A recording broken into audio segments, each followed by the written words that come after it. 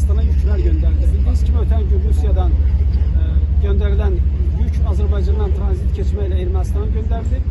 Böyükəsir stansiyasından 15 vaqondan və 1048 ton 800 kiloqramlı ibarət taxıl məhsuludur. Artıq Qazaxıstandan da Azərbaycandan keçməklə yüklərin daşınmasına başlanıb. Ermənistan istiqamətində artıq gördüyünüz kimi qatar Biləcəri stansiyasındadır.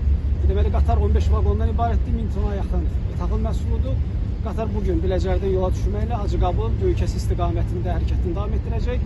Ardınca Gürcüstan və Ermənistan istiqamətində qatar yola salınacaq.